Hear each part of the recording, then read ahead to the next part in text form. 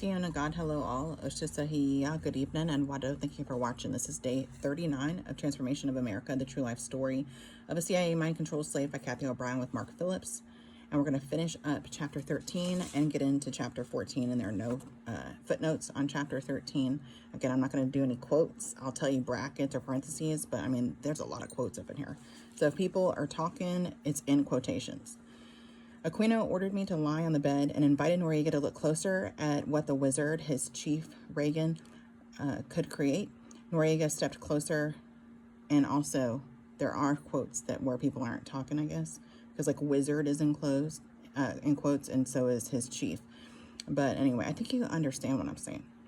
Anything, any nicknames or whatever, like all that stuff is, or sayings or whatever, those are in quotes.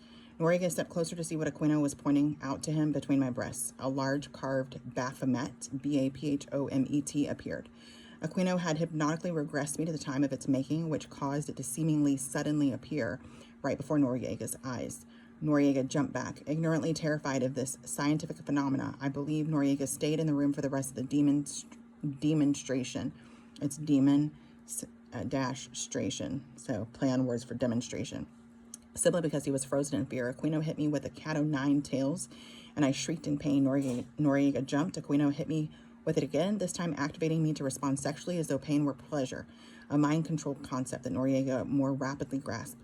The Aquino pointed out that the Baphomet had disappeared. While Noriega looked, Aquino used Bird's hypnotic induction as he cut me between the breasts with my knife, saying, in like a knife sharp and clean, I'll carve out what I want. My trance had been deepened to the extent that my circulatory system was slowed. Therefore, I did not bleed until Aquino hypnotically changed my trance level. He then told Noriega that the Baphomet carving had retreated to the depths of my body and soul, possessing me and inciting the heat of hell. He commanded me to show my face, the vaginal mutilation carving of the Baphomet face. As I did, Aquino offered Noriega my sex. As predicted, Noriega's eyes bulged in terror and revulsion. While Aquino told him his rejection of me had killed me, I ceased breathing and moving as conditioned. Noriega was dumbfounded as Aquino laughed wickedly and threatened, even death will not permit her or you escape from the wizard's power. He explained that I was the wizard's own and under his spell and could therefore re-energize myself and come back to life. He put a vaginal prod in my hand and ordered me to masturbate myself with it, pushing the button to electrically jolt myself internally upon command. Noriega's eyes were enormous. He paled to a sickly gray. His mouth fell open and he ran out the door while Aquino assured him that he had nowhere to run, nowhere to hide from Reagan's powers. Noriega predictably interrupted the demonstration as a threat from the depths of hell, which should have been enough to heed Reagan's commands to break the drug trafficking ties immediately. In parentheses says, apparently this is not the case, as is evidenced by Noriega's continued Florida incarceration, close parentheses. Aquino and Simpson doubled over with laughter as they congratulated themselves on a job well done. Simpson finally ordered me to dress and escorted me to the back of the yacht to ensure the guards put me on the shuttle boat rather than kill me because of Noriega's horror. As I approached the dock of the campground, the boat driver told me I would find Kelly asleep in the recreation room. I ran to her and, fearful of Cheney's threat, made sure her ears were still intact. I was immensely relieved to find them still there and to know she was okay. In parentheses, I could not think to wonder what she had endured in my absence. Close parentheses. I illogically felt like a good mom for doing my part so Kelly could live. Never before had I experienced such a sense of danger to us both, and my relief was proportionate. I lovingly held her in my arms the rest of the night. Chapter 14, Clinton Coke Lines. This chapter is just, I mean, all of them are crazy, but god dog. I met up with Bill Clinton again in 1982, a county fair in Berryville, Arkansas. Alex Houston was entertaining there due to the proximity of CIA near-death trauma center, aka slave conditioning and programming camp, and drug distribution point at Swiss Villa in Lampe, Missouri, LAMPE. I had just endured intense physical and psychological trauma and programming. Clinton was campaigning for governor and was backstage with Hillary and Chelsea while waiting to make a speech.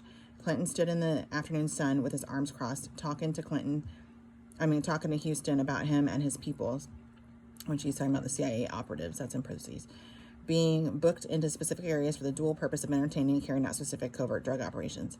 From my perspective, those who are actively laying the groundwork for implementing the New World Order through mind conditioning of the masses made no distinction between Democratic and Republican parties. Their aspirations were international in proportion, not American.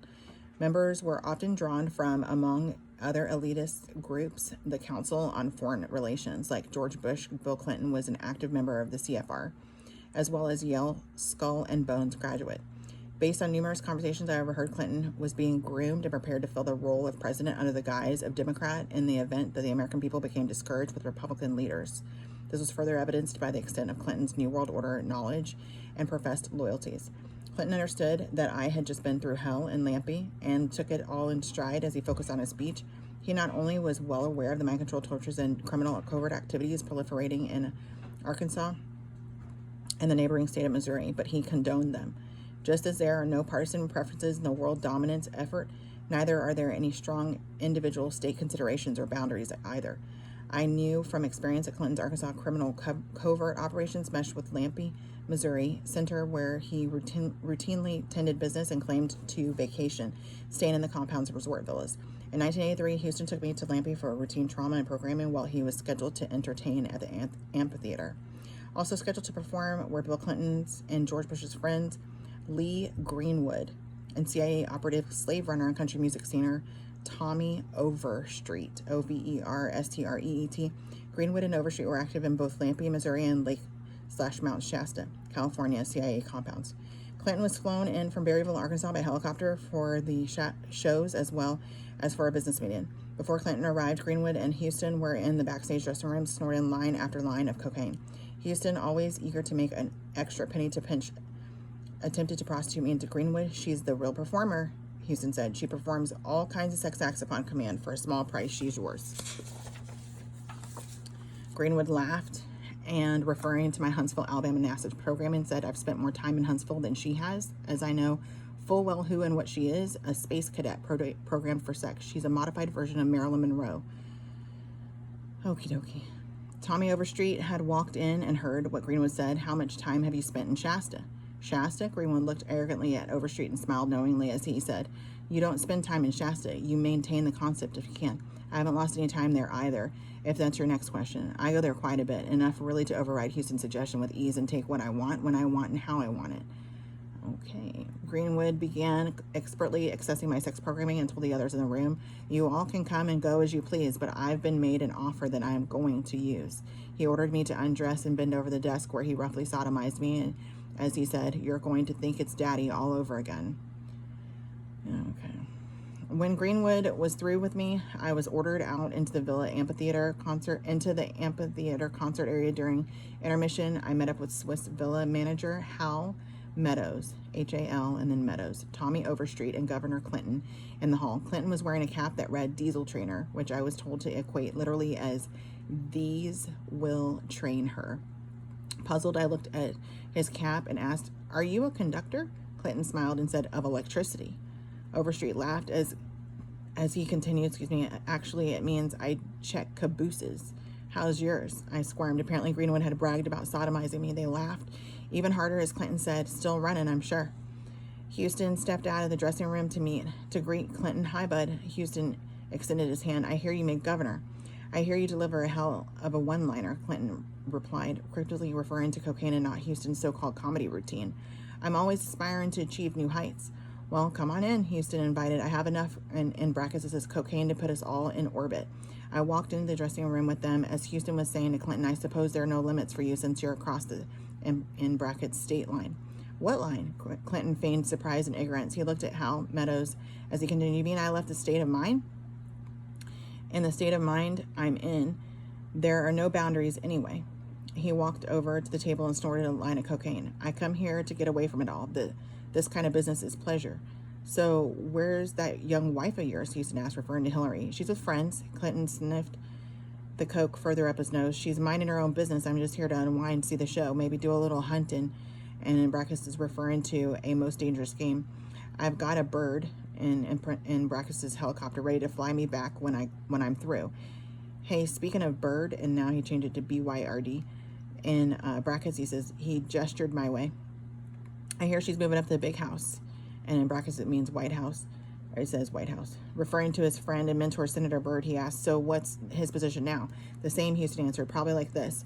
Houston pantomimed a lewd sodomy pose while everyone laughed. He still runs the show.